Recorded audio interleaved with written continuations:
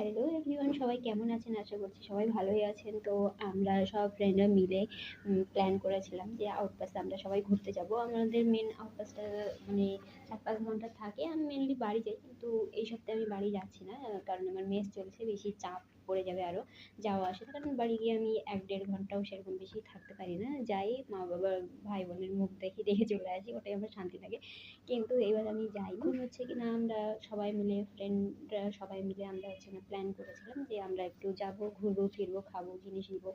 তো সেখান থেকে আমাদের হাফ ফ্রেন্ড ওরা নেমে গিয়েছিল হচ্ছে কিনা বিশালের সামনে, সেখানে অফার চলছিল। তো সেখান থেকে ওরা কিছু জিনিস নিয়ে সামনে বেরিয়ে ওরা ফুচকা টুচকা আইসক্রিম অনেক কিছু খেয়েছে, যেটা আমরা মেনলি আমরা ২-৩ জন খেতে পারিনি। কারণ কি আমরা বড়বাজার গিয়েছিলাম, বড়বাজার ফল টল নিতে। ফল টল নিয়ে আর যে ফ্রেন্ডরা মিলে নিয়ে গিয়েছিলাম আমরা বড়বাজার, তারা সবাই মিলে এসে একটু বিশালে ঢুকলাম। ঢুকে কিছু খাওয়ার আর জামা টামা নিয়ে আমরা সেখান থেকে বেরিয়ে যাই। বেরিয়ে গিয়ে কিছু ফ্রেন্ড বলছিল যে খুব রোদ গরম করছে, আর কোথাও যাবে না, রুমে যাবে। তো তারা সবাই রুমে চলে যায় ৪-৫ জন মিলে। আর আমরা ৩ জন মিলে মানে সবাই মিলে প্ল্যান করেছিলাম নদীর ধারে ঘুরতে যাব। খুব নদীর ধারে যাই ৩ জন মিলে। ৩ জন মিলে গিয়ে আমরা বসে থাকি অনেকক্ষণ ধরে। বসে থেকে একটু রেস্ট টেস্ট নিই। ৩০ মিনিট ১ ঘন্টার মতো থেকে সেখান থেকে আমরা হোস্টেলে ফিরে আসি। টাটা, সবাই ভালো থাকবেন।